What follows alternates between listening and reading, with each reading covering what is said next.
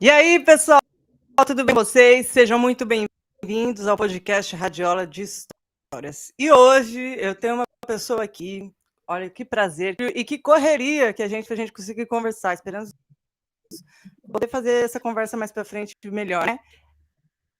Daniel Ramos, seja muito querido. Quanto tempo que a gente não se vê, quanto tempo que a gente conversa. Como é que você tá? Pois é, primeiramente, obrigado aí pelo convite. Mandar, sei lá, um bom dia, boa tarde, boa noite, porque estamos sendo Tudo. assistidos, né, em outros países. Só que legal, né? E quero Opa, agradecer muito aí a sim, mudança, né? Saudade demais de você, faz imagina. muito tempo que a gente não se viu. E é uma honra estar por aqui. Vamos trocar uma ideia, vamos conversar daquilo que a gente mais ama, que é música. Trocar uma ideia com essa galera aí, bora. Bom, o prazer é meu. Agora, para apresentar o amigo, né? Porque vocês veem que é uma pessoa querida, eu vou fazer aqui uma introdução, vou ler aqui. Isso aí, algumas perguntas já. Vamos ver aqui o que ele Ramos, hein? Piano, ele é pianista, mas ele é muito mais do que piano. Ó. Ele é um apaixonado por música desde muito pequeno. Ganhou seu primeiro teclado aos 7 anos a aprender como autodidata, com auxílio livros e revistas. Olha o tempo, gente. Isso aí é força de vontade, hein? Teve suas primeiras aulas de música na orquestra da IPA. É isso aí? Você fala? Isso. Isso, é uma sigla de uma igreja que eu frequentava na época, né? Uma orquestra lá, eu comecei a ter as primeiras aulinhas de É, música lá. entendi. Continuar. Aí você vai me falar tudo. Onde frequentou e tocou por 15 anos. Estudou com o professor J. Rolim, de 2001 a 2002. Teclado com Evaristo Fernandes, Voz da Verdade. 2008 a 2009, Teoria Musical e História Osnir Gonçalves, EMESP. Bem famoso esse EMESP, hein? Cursou Sim, bacharelado em música, piano popular pelo Centro Universitário Santana, sob orientação da professora Ana Friedman. Em 2018, lançou seu primeiro DVD, A Arte do Som, Sensações e Ideologias. Em parceria com Guina Silva. É isso mesmo? Lançou isso. também seu primeiro método de teclado e piano. Atualmente trabalha como professor de música. Sideman, arranjador e compositor. Agora você vai me explicar tudo que eu tive de dúvida. Você vai me explicar. Então quer dizer que você começou assim como um prodígio, né? 7 anos de idade, pode pensar, né? Eu com 7 anos de idade só tinha vontade, nada concreto. Me conta, como é que foi essa história? Então, você se inspirou tão cedo para aprender. Então, é muito interessante esse caminho que eu percorri, né? Inclusive faz 22 anos, né? 22 anos, porque eu comecei no ano de 2000, né? Quando você falou assim, ele começou com 7 anos, né? Eu acho que alguém pensou aí, já faz tempo. Já vi realmente, faz 22 anos. E quando eu comecei, faz tempo, né? Quando eu comecei, eu tenho a minha mãe, que sempre participou de coral na igreja, foi uma grande referência musical para mim dentro de casa. Uhum. A minha irmã também canta, até hoje ela canta na igreja e tal. E era interessante que eu, desde muito pequeno, sei lá, 3, 4 anos, eu sempre ia nos ensaios do coral da igreja com a minha mãe. E lá não podia, assim, ficar as crianças, porque a criançada você sabe como é que é, né? Gosta de brincar, então, junto com as outras crianças, né? E aí poderia até atrapalhar ali o ensaio, né? Desenrolar. Mas eu ia com a minha mãe e minha mãe ficava assim meio. Será que podia deixar eu na sala, né? E eu lembro que o maestro, inclusive ele já faleceu faz muitos anos, ele sempre falava para ela assim: Ô Sandra, não, não, esse menino você pode deixar ele aqui. Eu sei que ele não vai ficar brincando e não sai, não, pode deixar. E eu sempre ficava. Eu sempre ficava lá dentro da salinha, só eu de criança, a galera ensaiando, e só eu de criança. Então eu acredito que é, foi foram os primeiros caminhos musicais assim que eu comecei a entender. Isso desde muito pequeno, né? Eu tinha 4, 5 anos, mal sabia falar, né? E eu já comecei fui influenciado por esse repertório que o pessoal cantava na igreja. Minha mãe é uma contralto, né, que ela participava do coral. Depois ela saiu e tal, mas nessa época ela participava. Minha avó também participava com ela e tal. E é muito interessante essa coisa da influência, para você ver, isso já faz muito tempo, faz mais de 20 anos, porque eu tinha 4 anos, então se tem 22 anos que eu toco, isso é pelo menos uns 25 anos, né? Uns 25 anos, eu tenho 30, e essa influência foi tão grande que eu me lembro claramente, assim, do repertório.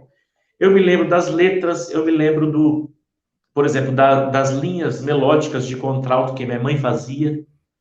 Uma coisa incrível, né? Eu consigo me lembrar exatamente desse repertório. Assim.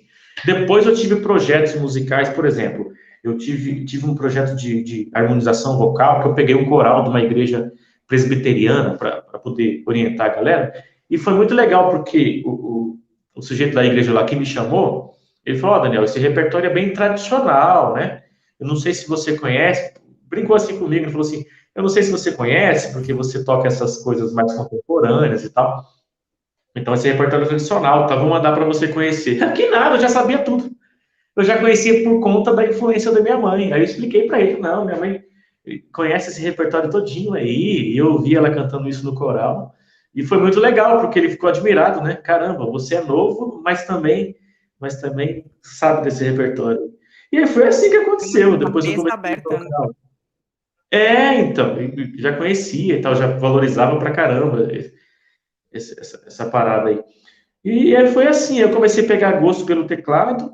Você comentou das pessoas que eu mencionei aí, né? Esse J. Rolim foi na revista, tá? Eu fiz questão de mencionar o nome dele porque eu não o conheço pessoalmente. Mas a gente, como está escrito aí da coisa das revistas, né? É até engraçado falar isso, né? O pessoal vai achar que eu sou mais velho, né? Uhum. Fala assim, na minha época, não sei o quê. Não tem esse negócio, na minha época. Mas eu peguei um pouquinho Não, da época que não tinha meio da internet, como a gente está fazendo agora, né? Pô, você está do outro lado do mas a mundo, a gente está gente não conseguindo. tem a diferença de idade muito Né? grande.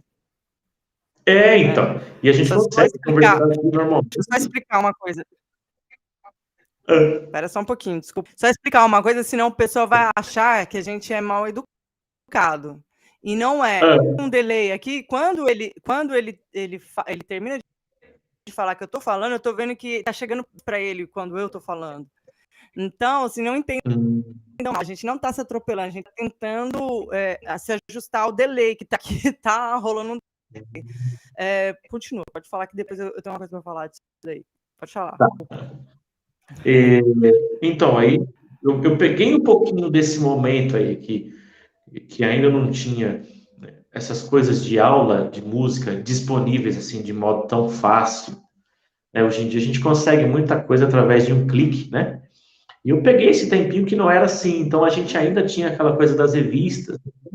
Até hoje eu tenho muitas revistas de teclado daquela época que vinha a revista, os livros assim, né? E também um CD com os exercícios e tal. Alguns desses CDs tinham vídeos também, né? Das aulas e tal. Mas a maioria era só áudio, sei lá, com aquela que o pessoal chama de backtrack, né? Que você coloca o áudio ali, de repente um Uhum. playback rolando e você faz os exercícios em cima ali. Então, por isso que eu fiz Sim. questão de mencionar esse sujeito aí, porque era o nome que tinha na revista. Falei, pô, vou mencionar ele, que eu acho que é legal, porque no começo eu comprei várias revistas que tinham o nome desse professor, né? Eu não sei nem por onde ele anda, assim, nunca o conheci, procurei na internet, não achei, porque faz muito tempo, né? Mas esse é o cara das revistas, imagina, né? Nessa época ele já estava fazendo esse tipo de ensino, colocando material no CD, para eu assistir os vídeos e também ir acompanhando na revista. Foi assim que eu iniciei nessa estrada longa, esse caminho sem volta. Isso é verdade. Eu acho que a arte é sem volta, né? Eu tenho até uma revista aqui, porque eu trouxe algumas dessas revistas pra cá de violão, né? Diferente, um pouco, é o mesmo conceito. E eu acho engraçado, porque assim, isso que eu queria dizer. Você falou, é muito legal você ter dito o nome de um professor da revista, porque se você for ver, eles foram esquecidos, né? Hoje, se você aprende no YouTube, você fala, eu aprendi lá no tutorial de não sei quem. E às vezes a pessoa nem é um formado, ela só aprendeu e ela tá te passando. Eu acho que o importante quando a pessoa ela fala formou ou formou é a questão de que a pessoa, ela deu um duro danado para se formar, porque ninguém consegue se formar assim, simples. Mais que alguém dê dinheiro, e fala assim, não foi o dinheiro o meu problema. Não foi o tempo. Eu tinha todo o tempo. Mas você tem que ralar muito para se formar. Tem horas que, tipo, é muito difícil. E aí, o que eu acho, assim, por exemplo, você deu o nome de uma pessoa, para ele ter conseguido fazer uma revista, ele devia ser alguém muito já, assim, importante. Porque senão, quem é ele, né? E aí, eu tive uma experiência parecida essa nos videocassetes, sabe? DVD, essas coisas assim. Você lembra que também tinha esse que você comprava, né, o DVD? Quando eu parei de estudar, que daí eu falei, vou voltar, eu procurei meu amigo que violão, né? Na verdade, guitarra mais, né? Aí eu falei para ele, você pode me dar aula de novo? Ele, eu não tô tendo tempo. Aí no dia do meu aniversário, ele me deu do Robson Miguel. Aí eu falei, nossa, Robson Miguel. Obrigada. Eu vou ficar aqui aprendendo. Aí eu fui aprendendo, né, algumas coisas, que eu saí do 0 menos 1, que eu tava, sei lá, alguma coisa assim, que eu já tava enferrujadíssima. Aí eu, que legal, voltei. Beleza. Aí, uma semana antes de eu sair, acho que foi sexta-feira, na segunda eu saí da Uni Santana. Sexta-feira dessa semana, eu toquei, antes dele, eu toquei para abertura para ele tocar na Uni Santana, não me lembro agora, do Aricanduva. E aí eu falei, eu encontrei ele, a gente foi almoçar juntos, né? Tava junto com os coordenadores. Aí eu falei para ele, você imagina, né? Que aquele tempo ainda não tinha tanta... Ai, meu Deus, aquele tempo ali, 2015, a gente ainda não tinha essa mania, né? Aí eu fui sua aluna. Eu senti essa vontade de falar para eles, eu fui sua aluna, não sei o que, e ele é minha aluna. Então, tipo, foi com a mesma intensidade de quando realmente você tem uma aula física, porque aquele tempo ali, o pessoal tinha que contar de verdade, né? Porque não tinha ninguém ali que te consertava, porque o bom da aula, dizer disso, né, é que você tá fazendo a postura errada, alguém vai lá e fala assim, olha, você tá fazendo a postura errada, você tá se matando no negócio, eu falei, não, é mais simples do que isso. Porque a gente acaba aprendendo errado e depois, né, para poder se mudar, para voltar para às vezes é mais difícil ainda. Mas aí me conta, você teve aí você viu que você tinha jeito, mas você é autodidata, então você é ouvido absoluto ou você desenvolveu o seu ouvido? É muito interessante pergunta, né? Essa história do ouvido absoluto.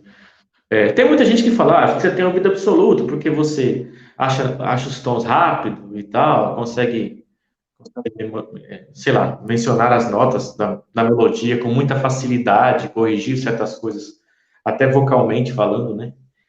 Eu não me considero com ouvido absoluto, não. Eu falo isso não por falsa modéstia, não, mas eu acho que eu tenho um ouvido relativo treinado, sabe? Um ouvido relativo treinado. Eu acho que ao longo do tempo, né? Eu fui memorizando frequências, né?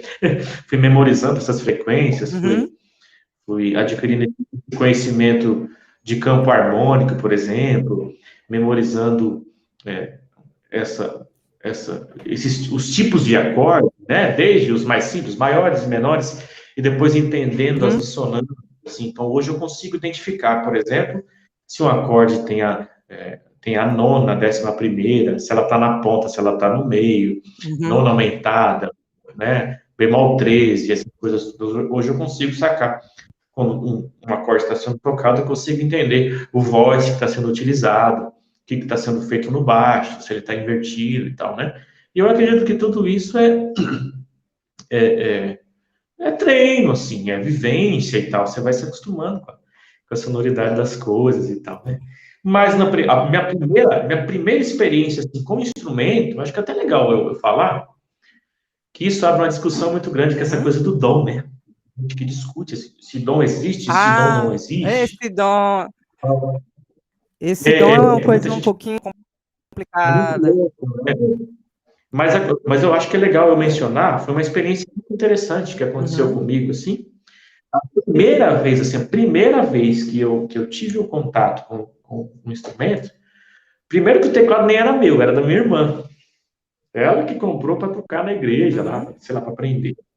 E um dia eu mexendo, assim, então, eu consegui fazer parte da melodia de um hino que eles cantavam na igreja. Que eles têm o chamado inário, né? Que são uns hinos que eles já cantam nas reuniões e tal. E aí cada denominação tem um tipo de inário diferente e tal. É uma influência europeia grande, inclusive. Né? E aí eu peguei um desses hinos que eram cantados assim, com muita frequência, e eu consegui fazer.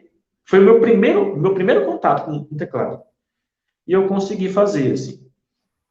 E, então aí, eu não sei se foi porque eu memorizei aquela melodia, eu não consigo explicar esse primeiro acontecimento, assim. Tanto é que o pessoal ficou admirado e tal, porque eu nunca tinha tocado, né?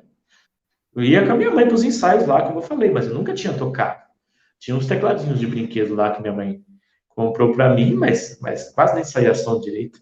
Então, essa primeira experiência, primeiro contato em fazer isso, foi uma melodia curta, obviamente, né? Uma melodiazinha curta, assim, né?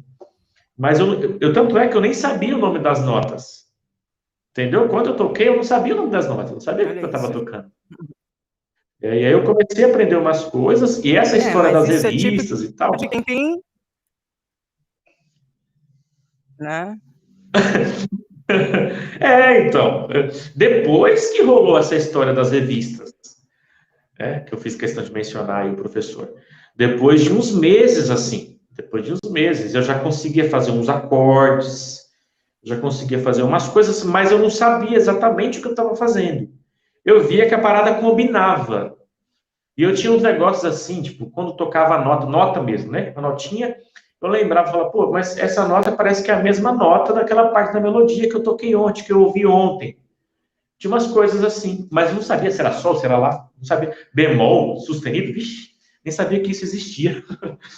E aí, com esse lance das revistas, sei lá, depois de uns 6 meses, digamos assim, que eu comecei a pegar, porque aí eu vi que as coisas que eu fazia, eu não entendia direito o que era, eu só ia pelo som, mas eu não tinha nenhum respaldo teórico, né? Para poder progredir e tal. E aí que eu peguei, meu pai, acho que comprou a revista para mim, assim, nas bancas de jornal, na época, eu vendia, né? Comprou uma revista para mim e deu, assim, falou, você gosta de teclado, você tá tocando aí as coisas, sei lá, eu acho que vai servir para você. E aí eu sempre gostei de estudar, assim. Eu sempre gostei de me dedicar às coisas, né? E aí eu consegui, eu lia tudo que estava acontecendo ali. Tinha muita coisa no pentagrama que eu também não sabia ler, não tinha ideia de como que era, né? E tanto é que na revista não tinha uma iniciação à teoria musical. Quer dizer, ele não estava dizendo para mim o valor da semibreve, o valor da semi, sei lá, não estava dizendo nada. Então, até as coisinhas que tinha no pentagrama eu não conseguia decifrar. Então, parte daquilo eu consegui pegar porque tinha o CD. Então, eu olhava, sei lá, página 10, aquele monte de coisa aqui no pentagrama. Às vezes era uma melodia simples, né, de exercício que ele estava passando, mas como eu não sabia ler as notas na pauta, eu ia no CD, pô, será que a faixa 10 deve ser esse exercício da página 10? E colocava no CD e ouvia. Aí ouvia ele fazendo aquela linha melódica e eu ia tentando assimilar. Ah, então isso aqui deve ser um tempo. Por dedução, entendeu? Então, mesmo assim, mesmo com a revista, parte disso eu também comecei a pegar pela memória auditiva. Assim. Aí depois aí estudei teoria musical com o professor Osnir, né? E depois virou meu colega de trabalho, a gente trabalhou muito tempo junto na escola de música e tal. E depois que eu comecei a me orientar com teoria musical. Mas isso, sei lá, depois de uns 2, 3 anos, assim, tocando na igreja já, inclusive. Então, parte da minha trajetória tocando foi assim. Eu sabia até o que era sustenido. Não se vira nos 30, né? Você aprendeu fazendo. Total, total. E tocava sozinho, né? Detalhe, né? Tocava sozinho. E tem uma coisa muito interessante, assim, que acontece na igreja, que não é só na igreja que acontece, né? Na noite também acontece muito isso, mas eu não sabia.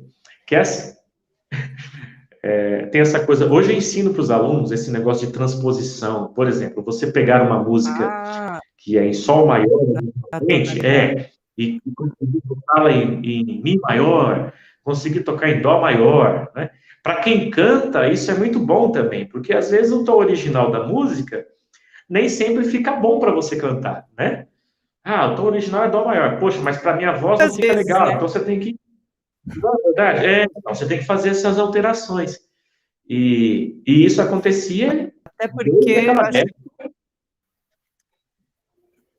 eu acho assim, um parênteses, acho que até voz é até problemático quando a pessoa não sabe transpor e quer cantar assim, por exemplo, no karaokê. Sim. Karaokê não tem, mas não vai ter a transposição. Aí você quer cantar, tipo, hoje, e a sua voz, ela não tem nem... não tá chegando, você vai querer fazer uma coisa aqui. Depois você sai de lá com a garganta, meu Deus, o que aconteceu? Era para mim me divertir. Porque quando a gente canta fora da nossa tonalidade, a gente está esforçando de um jeito tão grande que parece que pesa nas cordas vocais.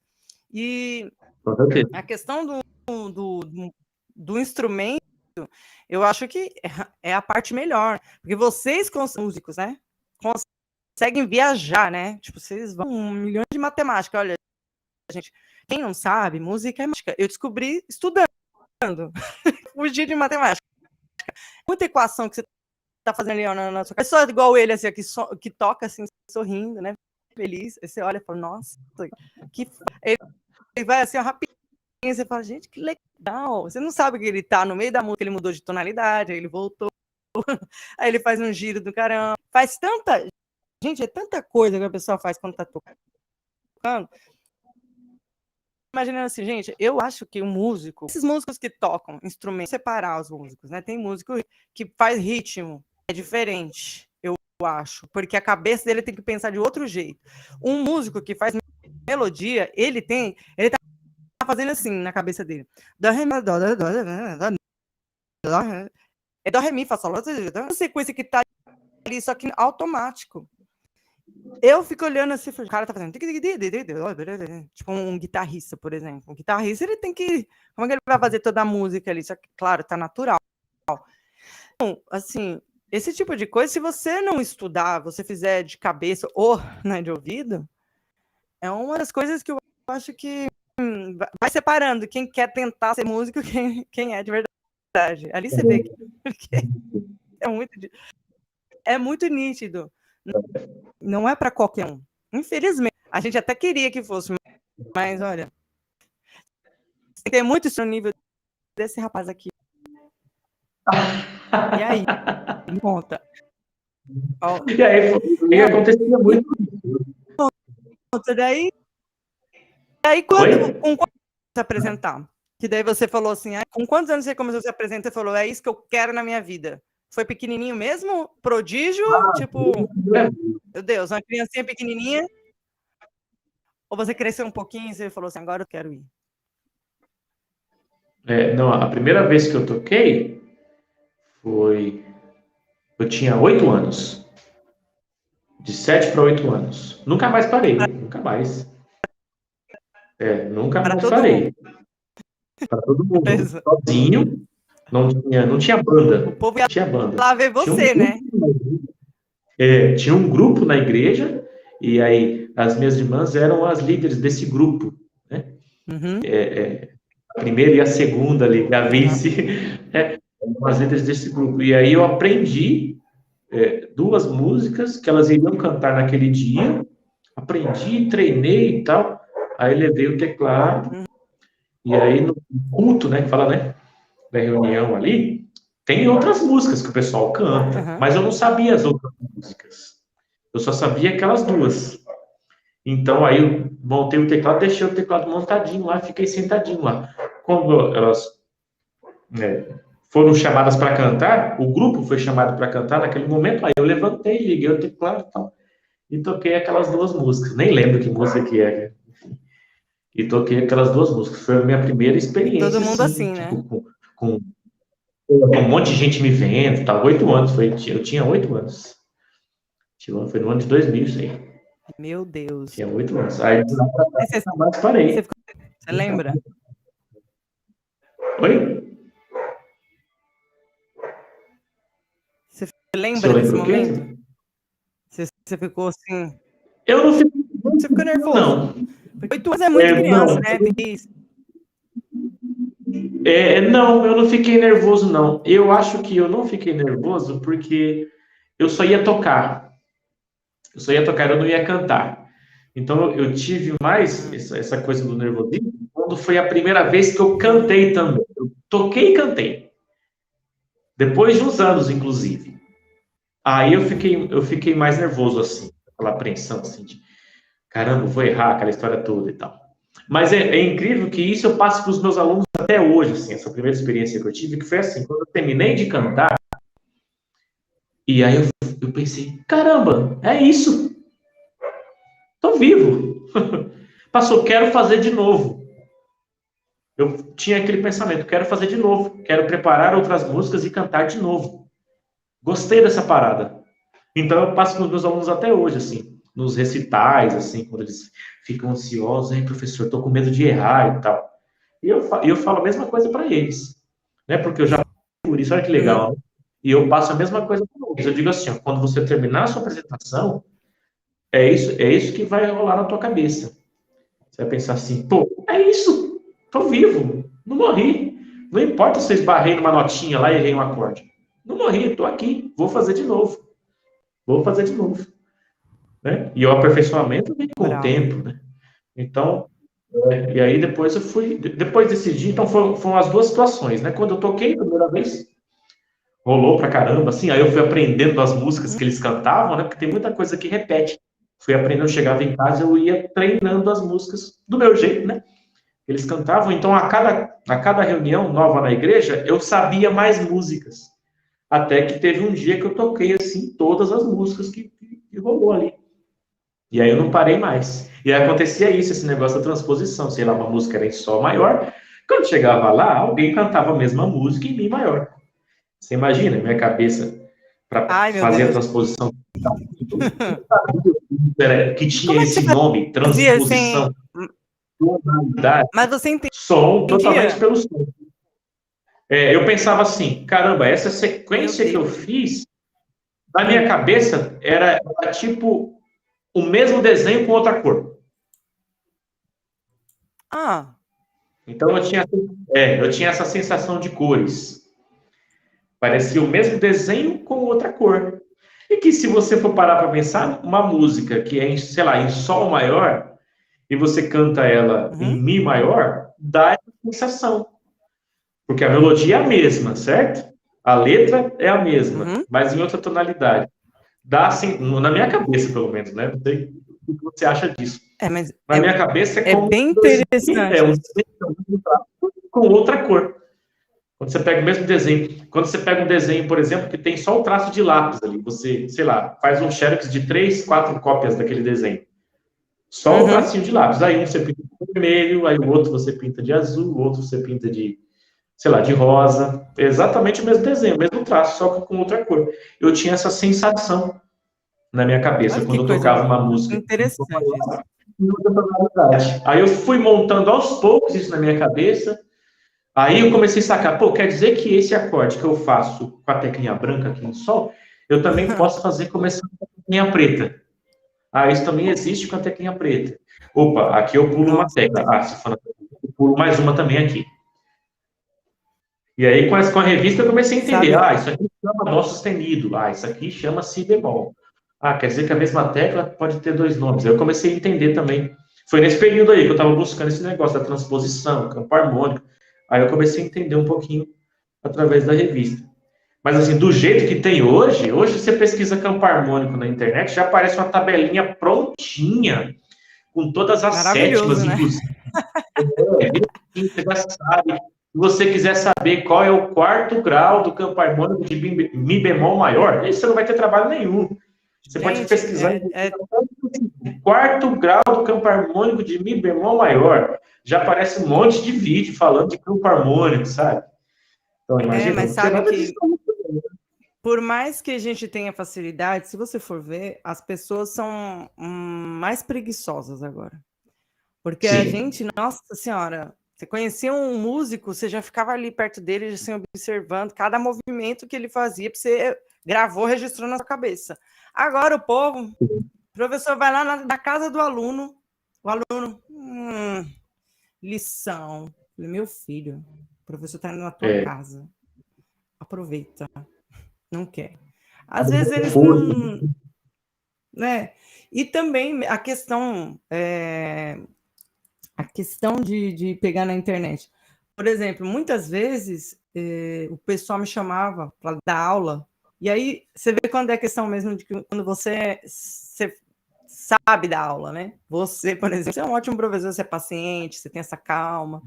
Eu, por quanto eu tenho calma, eu não tenho uma paciência em uma coisa. Na hipocrisia, entendeu? Em algumas hipocrisia, eu tenho uma tolerância baixa para isso aí. Então, quando eu vejo que a pessoa quer aprender, eu já analiso sim, já de um jeito que eu falo, você tem certeza que quer aprender? Então, se eu quisesse ser professora, eu ia ser falida, porque não ia dar certo, entendeu? Tipo, vem as menininhas, assim, tudo. Menina, mulher, já aconteceu de tudo, né? Aí elas me vê tocando, aí fala assim, ai, nossa, meu sonho é tocar violão. Não é teu sonho, não. Já fico pensando, falando, vamos ver se é teu sonho. Porque o meu era. Vamos ver se é o teu sonho. Vamos ver agora. Ai, nossa, você me dá aula. Eu falei, te dou aula, vamos ver. Aí eu já olho assim, a mão, as unhas até aqui, ó. Enorme. Aí eu falo, você tem certeza? Eu falei, você tem certeza que quer fazer, quer tocar violão? Sim, eu quero. Eu falei, então, você vai ter que deixar as suas unhas todas curtas. Ah, mas eu não posso deixar daqui, porque essa coisa, né? Ah, não, olha as unhas. Assim, mas é uma mão, a outra não. Você vai ter que deixar as unhas curtas. E a outra você vai deixar, se você quiser, você pode deixar comprida. Ah, outra. Você tem resistência para dor? Dor? Toca violão dá dor. Muita dor nos dedos. Enquanto você não tiver a casquinha aqui nos dedinhos, vai doer muito. Muito. Que a pestana, aquele movimento que você faz assim no violão, vai doer, vai te torturar. Você tem certeza que você quer? Ai, não sei não. Então eu já assusto logo, porque se eu falar e a pessoa, ela, quero, aí vem. Então eu não sirvo para ser professora, entendeu? E eu não digo que isso aí, até então, não é tanta hipocrisia. Mas tem gente que paga para fingir que está querendo aprender. Então vai lá na primeira aula. Ah, você está aprendendo? Você está estudando? Ah, tô. Tá nada. Você vai ver, você viu que não está estudando. Aí, então, tipo assim, meu, você não quer aprender, não precisa fingir que quer aprender, entendeu? Vai assistindo as aulas lá, que vê com o seu tempo, no vídeo. Agora, você ir para uma pessoa, para ela te ensinar, alguma coisa vai ter que acontecer de verdade, vai ter que entrar numa combinação. Então, eu acho isso uma coisa que realmente, por isso que às vezes não vejo muito funcional, quando o pai ele paga tudo que o filho quer, e aí o filho vai obrigado. Se o filho gosta de aprender, se a filha gosta de aprender, criança, ótimo, olha que sonho realizado. Mas às vezes é só sonho do pai, né? Então, aí a criança vai tipo, não quero aprender isso aqui. Então, gente, que tem os filhos e você pensa, eu quero que meu filho saiba tocar. Olha, aproxima o filho aos músicos, aproxima a vida do músico, aproxima as inspirações, que é assim, na hora que tiver dor, a criança ela vai com um gosto, entendeu? Na hora que ficar estudando piano como o Daniel, ali horas e horas e horas e horas e horas, que também tem isso, horas e horas estudando, aprendendo. Não porque é maçante, mas porque você acaba fazendo, você vai ver, passou horas que você estava lá estudando, entendendo, você não quer sair antes que você conclua aquilo ali dentro de você. Então você tem que aproximar um filho disso aí, porque senão a criança ela vai te dar um trabalho em vão. Não vai querer. Porque música é lindo vendo os outros tocarem, parece ser simples. Mas que é aquela coisa que eu acho que não é dom e nem é sorte, gente. Não é sorte. Ai, que sorte que você nasceu com esse dom. Piorou, né, quando junta essas duas. Porque o dom que tem que ter é da paciência. O dom que tem que ter é de muita vontade de querer fazer. Então, isso aí me explica. Sem você uma pessoa que aprendeu autodidata, e a ironia da vida é que um autodidata que depois foi aprendendo ainda com revista. Olha só como é que foi a sua trajetória. Você se tornou um professor, uma pessoa, um bacharelado. Gente, para quem não entende muito o que é isso, bacharelado é uma pessoa que se especializou em um determinado âmbito ali da música, né? Ele é bacharel em piano. E aí, cada um que vai fazendo, você tem especializações, você tem um monte de coisa. Aqui, veio de uma história de um prodígio, porque para mim, uma criança sabe tocar, para mim é prodígio. Sendo com um ouvido relativo, para mim, até quando é criança, não é um ouvido tão relativo. Acho que ali é absoluto, porque se você não sabe nem o nome da nota, não pode ser relativo, entendeu? Quando você tem uma base, você quer dó, eu sei que é dó. Então, para mim, você foi uma criança prodígio, que ouvido absoluto, alguma coisa aconteceu. Mas você tem esse ouvido absoluto, eu tenho certeza disso. Porque, assim, claro, tem coisas que a gente vai ficando um pouquinho... quando a gente conhece músicos mais pesados, esse músico que começa a assustar a gente, né? Eu acho que você também deve ter conhecido música assim, que você olha e fala, meu Deus, esse cara aqui é um monstro, né? Meu Deus, que nível de musicalidade essa pessoa tem. Aí você fica meio assim, não vou falar que eu sou músico, que eu não sou formado. Não vou falar que eu sou músico porque isso e aquilo. Então são coisas que a gente tem que tirar da nossa cabeça. Sim. Então, assim, como uma pessoa como você, né, chegou a essa vontade de querer estudar, não, vou estudar e agora eu vou virar professor também. Me conta também essa história, porque é uma coisa que às vezes eu vi pouco das pessoas que são autodidata. Muita gente que eu conheço que é autodidata, não para que eu vou estudar? Tá doido? Tenho aqui, ó, na minha cabeça. Então também tem um orgulho, uma resistência, um medo, sei lá, o que é. Então, como é que foi essa passagem? É isso que eu quero na minha vida mesmo. Vou ser músico, vou dar aula. Me conta essa história, assim, desta parte, assim.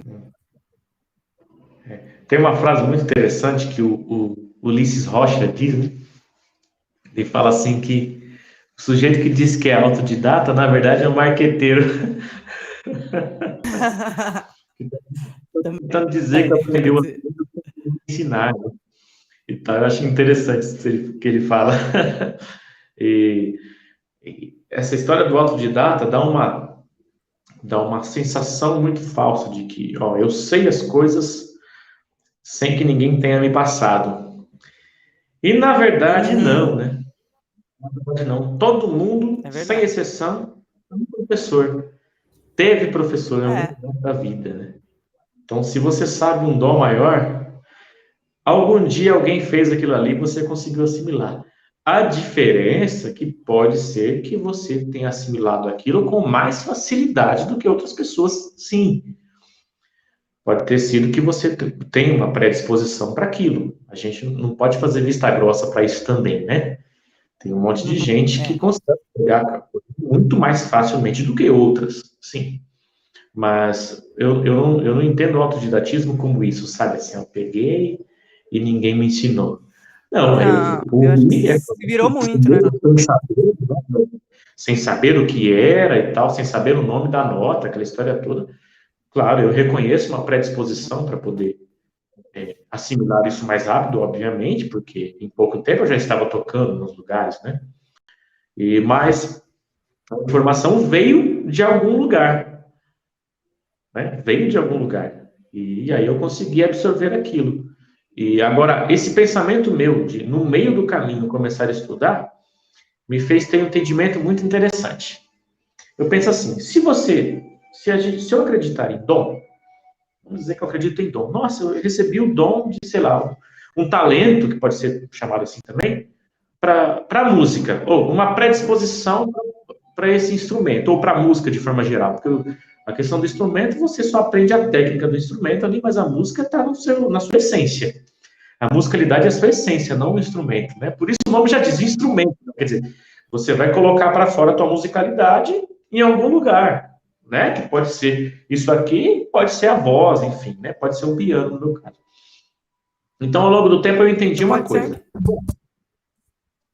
Exatamente, pode ser, né? E aí eu entendi uma coisa. Corporal. Eu tive uma experiência uma vez, tive várias experiências, né? Tive uma experiência assim. Eu conseguia pegar um monte de coisa com facilidade e sair tocando, assim. Tipo, ouvir e sair tocando. O que aconteceu? Eu me acostumei com aquilo. Ouvir e sair tocando, sabe? De modo muito instantâneo, assim. Muito rápido. E aconteceu um dia, em algum momento, alguma coisa que eu tentei tocar de primeira e não consegui. Eu ouvi e não saí tocando. Eu entendia um pouco do que estava acontecendo. Parte daquilo apenas. Uma outra parte do que rolava ali eu não estava entendendo. E aí eu entrei num dilema. Peraí, então isso que eu tenho é dom? Então isso que eu tenho é o quê? Porque se eu tenho isso aqui, eu não poderia ter dificuldade para pegar essa música. Por que eu consegui pegar, sei lá, ela até a metade, a parte aqui que está rolando eu não estou conseguindo entender o que é. E aí eu tive uma virada de chave nesse dia. Eu entendi que é o seguinte: você pode acreditar que isso é um dom ou um talento? Pode. Claro que pode. Porque senão todo mundo seria o Neymar, cara. Eu sou ruim de bola pra caramba. Entendeu? Então alguma coisa. Tudo bem, beleza. Só que aí eu entendi que aquilo que foi dado para mim, no meu caso eu sou cristão, então eu acredito que foi Deus que me deu. Né? Cada um acredita do seu jeito. Né? Foi Deus que me deu. E aí, qual que é o lance aí? O que é isso aqui que ele me deu? Foi um presente. Aí que tá a sacada. Quando alguém te dá um presente, ele te dá o presente embrulhado, bonitinho, com aquele embrulho, um lacinho, sei lá o que seja. O que a pessoa espera de você quando ela te dá o presente? Ela espera que você abra. Você usa. Abra e use. E até mais que isso. É muito importante que você abra o presente na frente dessa pessoa.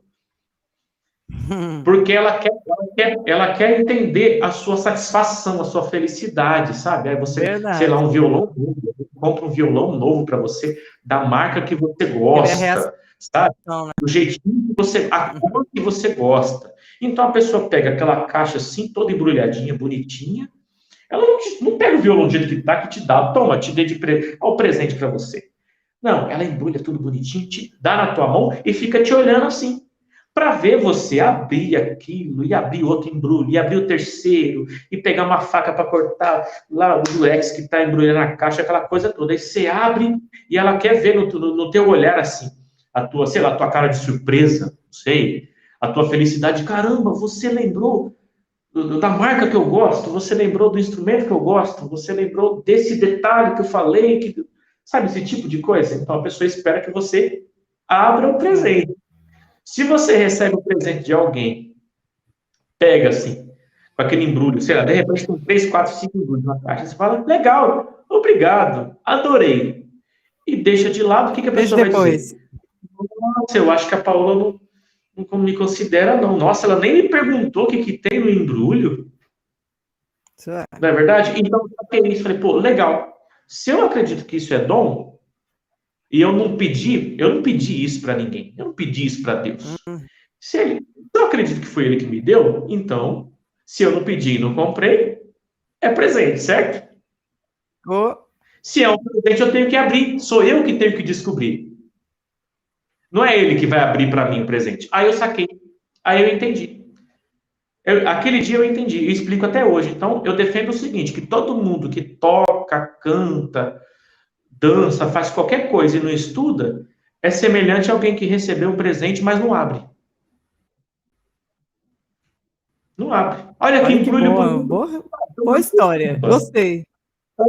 Abre. Procura saber o que é. Então aí você vai entender que tem muita gente assim que canta, mas ela não passa de um determinado nível.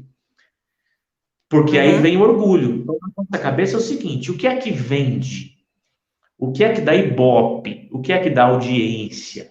É eu chegar aqui e dizer, olha, eu nunca precisei estudar com ninguém, ele toca um monte de coisa. Se eu disser para você uma coisa espiritual. Que eu fecho os olhos, faço assim, e vem uma parada assim, eu tenho uma dissonância, não sei o quê, e componho mais uma música. Isso aí vende, entendeu? Por que todo mundo compara o Cristiano Ronaldo com o Messi? Todo mundo compara, todo mundo que gosta de futebol compara isso. Cristiano Ronaldo e Messi. Não, mas o Cristiano é mais treino, e o Messi é mais talento. Não, Ó, não. A diferença é que o Cristiano Ronaldo, ele pegou tudo aquilo que ele tinha de talento e amplificou através dos treinos. Então, ele é o cara que chega antes de todo mundo no treino.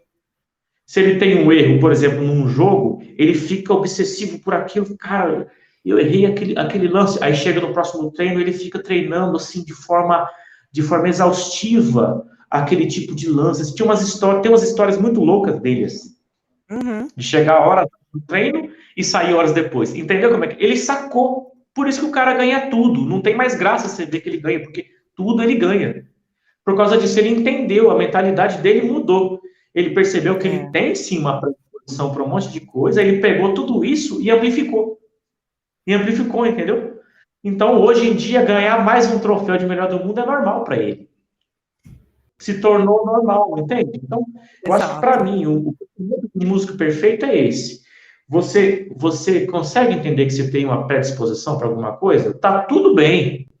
Tá tudo bem, volto a dizer, não vamos fazer vista grossa para isso. Tem um monte de gente que nem lê partitura, nada, e toca pra caramba, tira mó som, né? Verdade. Então eu acredito, E sim na predisposição. músicas bem famosas. Claro, então, músicos bem famosos, com certeza. Super talentosos, mas eu acredito assim, que aquilo que ele tem é um presente. De algum lugar veio. Cada um recebe do jeito que quiser. E aí você pega esse presente e descobre, e pergunta para os outros.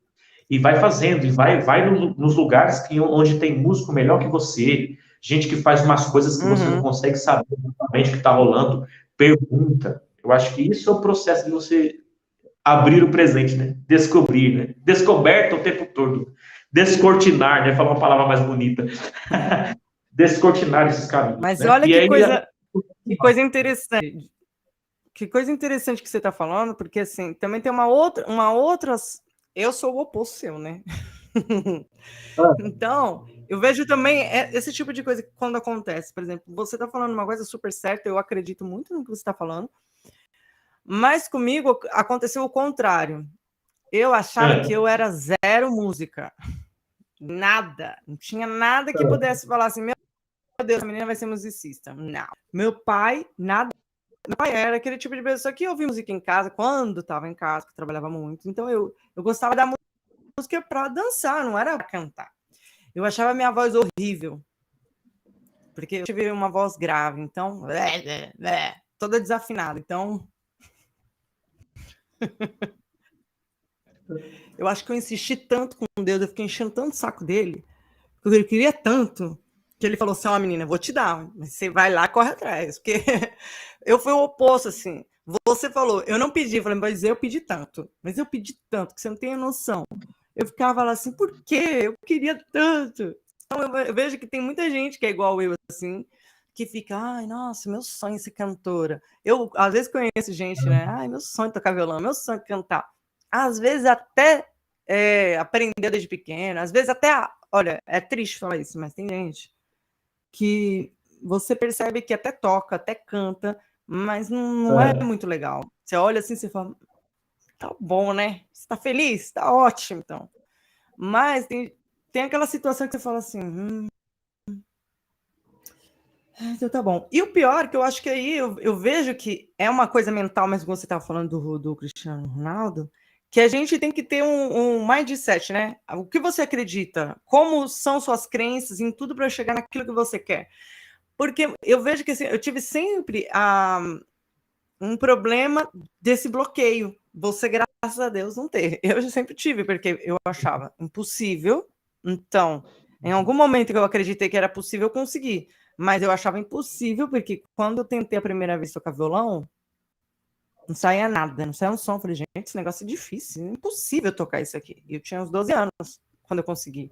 Mas, assim, para não entrar muito na minha história, o que eu tô querendo dizer é que eu entendo também o lado do você foi natural, pegou esse presente, mas também tem gente como eu que insiste, pede, reza, fala, por favor, nessa vida aqui eu queria tanto isso.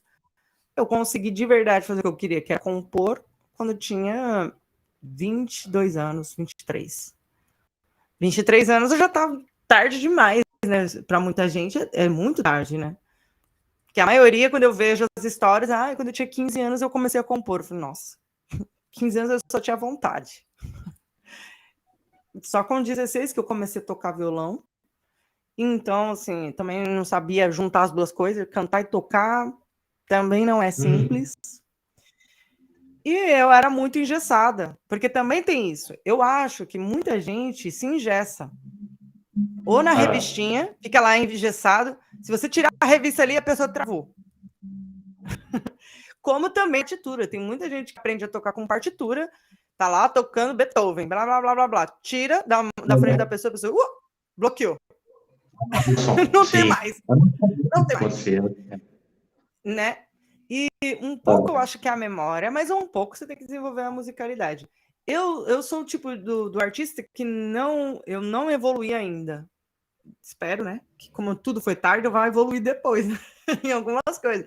Porque, por exemplo, eu tenho o meu ouvido, como é que eu posso dizer? Um ouvido caçador. Eu acho que ele não é nem relativo, ele é um ouvido que caça. Ele fica aqui ouvindo as coisas. Porque quando eu vou fazer uma música, do nada me vem a vontade de fazer uma música, aí eu falo, vou pegar esse violão aqui. Aí eu começo a ficar lá, que acorde legal. Aí essa música aqui. Aí depois eu nem quero mais pensar se aquilo ali é um acorde ou não, aí eu já fico juntando o dedo aqui e dali, quando eu vou ver se é um som legal, legal. Aí vou caçando ali, não sei o quê, quando eu vou ver, esse aqui com esse aqui é bom. Então, olha só, eu estudei, você sabe que para mim foi muito difícil, porque... Meu Deus do céu, estudar música, gente, na universidade eu fui muito doida mesmo. Eu fui pelo amor que eu tenho na música, eu falei, vou tentar, né, gente, mas foi muito sacrificante para mim. Eu acho que hoje, se eu tivesse que estudar música de novo, eu fugiria, assim, rapidão. Eu falo, não, meu Deus. Porque, por um lado, você tem que ter uma predisposição para estudar mesmo. Eu acho que o meu jeito de estudar não está na universidade, entendeu? Ele tem que ser pessoal, tem que ser individual, a pessoa tem que entender a minha cabeça, ela tem que falar a minha língua, entendeu? Já na universidade não é assim. Na universidade é um modo acadêmico que todo mundo vai ter que entender, de línguas diferentes, de modos diferentes. Eu acho que eu sou muito... Aquelas pessoas que têm TDAH, eu acho que eu sou totalmente uma pessoa que não foi diagnosticada, porque todas as coisas que eu faço, eu arranjo um jeito para aprender. Não consigo. Se você me ensinar agora uma coisa, eu vou olhar para tua cara e vou ficar assim. Aí depois eu vou ter que ir lá no meu cantinho e vou ter que achar um jeito de traduzir aquilo ali. Eu não consigo aprender música. Se você me ensinar aqui, meia hora fazendo a mesma coisa, eu vou olhar para tua cara assim, tá bom. Eu peguei, mas eu não consigo fazer junto com você. É um problema também, né? Por isso que eu falo que, assim, tem certos, né? Para você, essa linha de música que você né? É muito importante para ajudar pessoas como eu, né? Sendo professor. Você falou, desculpa, eu te cortei. É muito legal tudo isso que você falou, porque faz a gente entender que não é um único caminho, né? Porque senão alguém está ouvindo eu falar que eu não pedi esse presente, vai dizer assim, então para mim não tem jeito, porque eu não ganhei presente nenhum, né? Eu acho que esse caminho que você trilhou deixa uma lição enorme, porque suas composições são de altíssimo nível, do meu ponto de vista. Eu lembro da música que você tocou, música lá que a gente fez na faculdade, são de altíssimo nível, e o caminho que você percorreu, mesmo com todas as dificuldades, sei lá, que você disse que enfrentou e tal, tecnicamente, enfim, e você conseguir ter um resultado tão legal quanto esses resultados das suas músicas, né, esse caminho que você faz nas suas músicas, tocando e cantando e tal, que você não deve nada para artista brasileiro, não. Gosto da música brasileira pra caramba, mas você não deve nada para ninguém. Você não deixa a desejar, do meu ponto de vista. Tá? Então, isso é massa. Quando eu ouço sua composição... Para mim, isso que você está dizendo não é nenhum elogio. Para mim, isso daí, meu Deus do céu.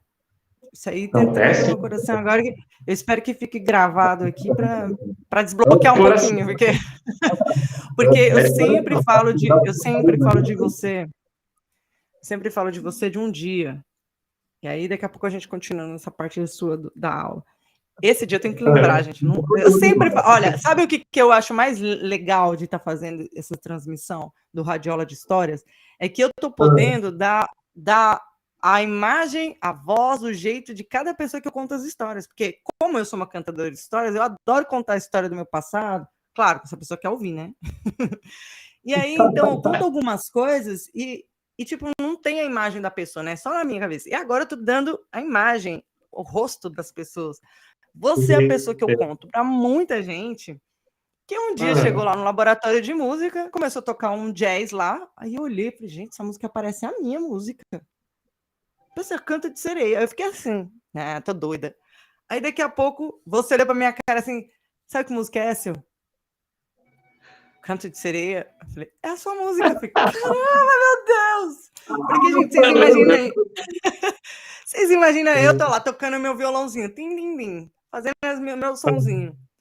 Aí você não tem uma imaginação tão grande assim, no que pode virar uma música, né? A imaginação toda de uma música fechada, né? Que chega lá no repertório, o arranjo lá.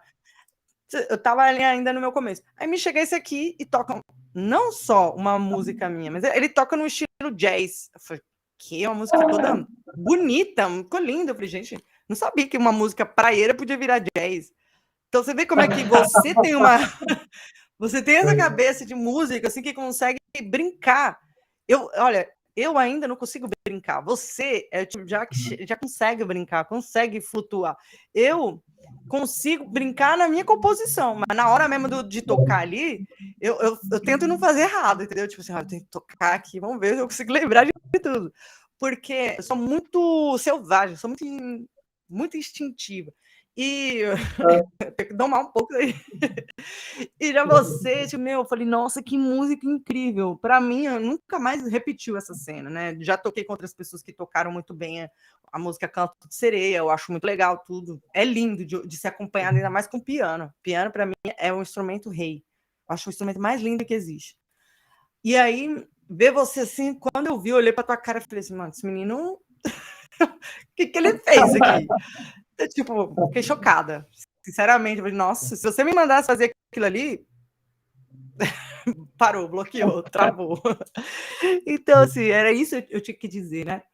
Nossa, muito lindo. Não, sabe, eu acho que essa troca que eu tive com pessoas como você ali na Uni Santana é que me fez estudar até o quinto semestre. Vocês, como alunos, e os funcionários, porque, olha, o Abidinaldi, que foi o nosso professor, todo semestre ele tinha que me resgatar, porque eu estava querendo sair. Porque foi ele que me colocou, na verdade, né? Foi ele que me pegou e falou assim, Paola, vamos lá se inscrever. Eu falei, eu vou me inscrever para onde, meu filho? Vamos lá fazer a inscrição para música? Eu falei, mas eu não sei ler nada de música. Ah, não tem problema. Eu falei, mas você tá entendendo que eu sei só acorde, só cifra. Eu só sei coisa minha. Ele, não tem problema, não. Me colocou na enrascada, né? Eu aceitei, é lógico. E aí, depois, cada semestre eu falava, não, esse negócio tá muito difícil, eu acho que não é pra mim, não, vou embora. Aí ele olhava pra mim, Paula, vem aqui. Vem aqui. Eu falei, não, eu não tô aguentando ele. Não, você vai conseguir. Não, meu Deus. E você lembra que ele me pegava a força, não a força assim, né? Ele, nas aulas de manhã, ele era professor de teoria musical. Aí ele falava assim, quem quer ser voluntário? Eu já me escondia. Eu falei, voluntário eu? Sai fora. Aí ele, Paola. Eu falei, não, eu não disse nada. Meu Deus, esse homem é doido. Aí ele me chamava lá na frente para escrever, para falar os negócios. Nossa, eu me senti o Chaves. Totalmente errada. Tudo que eu falava era errado. Eu falei, meu Deus, o que eu tô fazendo agora? E eu tive a compaixão de vocês, músicos de verdade, que eu olho assim e falo, meu Deus, esse pessoal que toca pra caramba. Porque vocês sempre foram muito pacientes, vocês... Por exemplo, quem viu essas cenas de desespero, de pavor absoluto que eu vivi ali no primeiro semestre, dizer que minhas músicas, elas são músicas boas, eu agradeço, porque, assim, para mim, eu tô muito concentrada na mensagem. Então, na parte musical, eu me viro, né? E isso eu acho uma coisa muito louca, porque, assim, ao mesmo tempo, né, como a música, ela une as pessoas, né? Eu acho que a linguagem universal mesmo é a música, não tem outra coisa, porque é capaz de unir pessoas que têm um trabalho como o seu, pessoas que têm uma música muito, como eu posso dizer, muito, não sei, muito instintiva. Minha música é muito esse tipo de música assim que a gente vai, pega e faz, né? E eu acho que só a música eu vejo fazendo esse tipo de arte, mas a música ela é muito mais. Ela une as pessoas. Aquela pessoa que tá fazendo uma coisa porque ela tem isso daqui como um instinto, com uma pessoa que é uma pessoa com você que começa a tocar desde pequeno, que para você, com certeza, quando você era pequeno, isso era uma brincadeira muito divertida. Porque que criança que não pega um instrumento e não quer ficar lá brincando, mas não sai nada. Para você devia ser um divertimento assim maravilhoso. Nossa senhora, se toca e ainda sai uma coisa boa, que maravilha. O pessoal brinca assim, comigo, né? você continuou brincando, né? Porque assim, se você, eu quero que vocês depois vão ver, você vai deixar aí o contato do seu YouTube, do seu Instagram, porque o povo tem que ver você tocando. Até tava fazendo a sua a divulgação, né, no Stories, aí eu achei uma música que você tocou com o Daniel Pezin, e outra música que eu não conheço. Acho que é a música Refém, né? Nossa, quando eu olhei ali, falei, Jesus do céu, arregaçando, porque eu vi no YouTube. Tipo assim, músico do nível assim que eu falei, gente, que isso, que quebradeira, como a gente diz, né? Que quebradeira é essa? Meu velho. 3x4. Nossa, gente, muito bom. Aí eu falei, olha que orgulho de conhecer pessoas como um Daniel, assim, porque, sinceramente, se não fosse a música, eu acho que eu ia ter uma nada de me aproximar. Eu falei, meu Deus, esse cara toca demais. E é muito bom ver. Hã? Esse encontro é legal, né? Essa troca de experiências, de instrumentos, escolas, né? Assim, no sentido de pensamento diferentes, né? De ideias diferentes, isso se unir de alguma forma. Né? Acho que essa coisa da música vai até além no sentido do idioma, assim, falo de modo literal mesmo. Sim. Você não souber uma palavra sequer no idioma daquela pessoa, mas ela sabe tocar um instrumento e você também, vocês começam a tocar ali, ela começa a entender um pouquinho o que você está fazendo, acabou. A comunicação acontece, mesmo você não sabendo falar uma palavra sequer naquele idioma da pessoa, e vice-versa. De repente, ela não sabe também nenhuma palavra no seu idioma, e conseguem tocar 3, 4, 5 músicas, né? Sei lá, fazer um show inteiro, né? Então, isso aí é uma mostra clara, claríssima, assim, de comunicação, né? Como a música consegue eu sou prova disso, né? Então, isso ela quebra, né? Eu sou prova disso, porque quando eu vim pra cá, eu fiz uma banda com 3 italianos. E eu não sabia falar italiano. Eu não sabia falar ainda italiano, e 2 sabiam falar português. E o percussionista não sabia falar nada em português, e eu quando tinha que falar direto com ele, eu ficava... Então, né? Acabava que eu tocava e eu mostrava para ele tocando. Eu falava, então, a música, isso aqui. E é isso mesmo. Experiência maravilhosa, esse tipo de coisa. Nossa, gente. E assim, é até uma coisa doida, depois eu perdi contato com ele. E eu não vejo a hora de encontrar com ele para falar, agora eu consigo falar com você, porque agora eu... é uma agonia, né? Você querer falar uma coisa e não conseguir.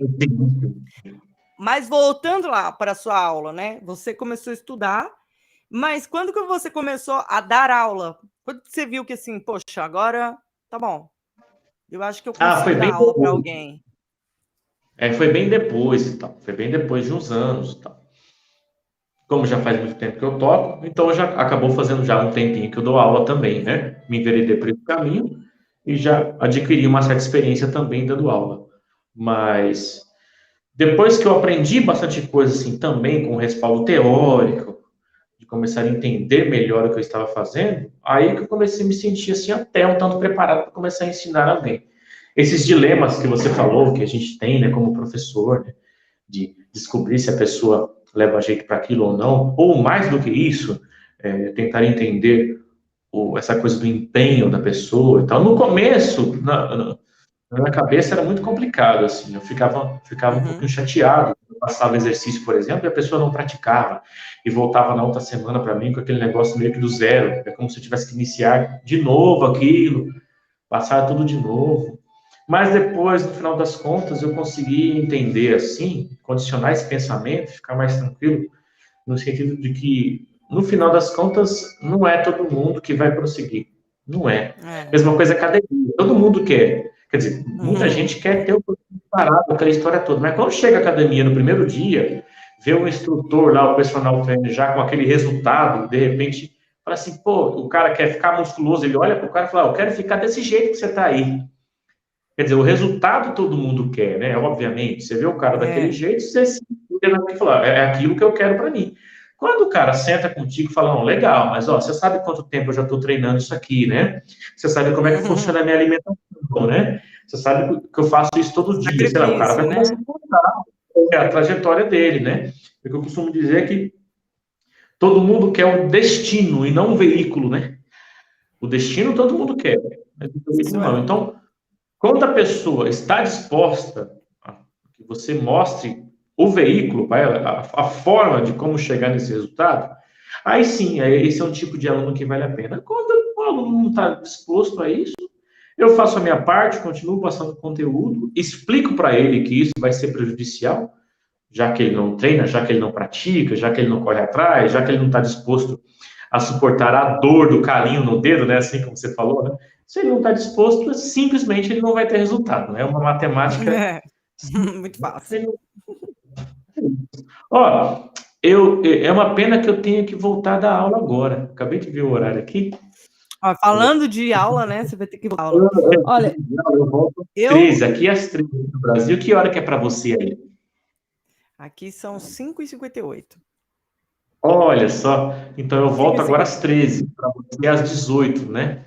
Eu volto agora às 13. A gente precisa ver um jeito de prosseguir isso aí, esse papo. Olha, eu acho Vamos pensar que assim, como a gente pode fazer, porque esse papo tá bom, eu não queria. Eu acho que a gente pode fazer uma coisa inédita. A gente pode abrir um precedente. A gente termina hoje a parte 1 dessa conversa e a gente volta em outro momento fazendo a parte 2 dessa conversa. Porque isso aqui, essa 1 hora que passou, não deu nem pro cheiro, como a gente fala. Não deu nem pro cheiro.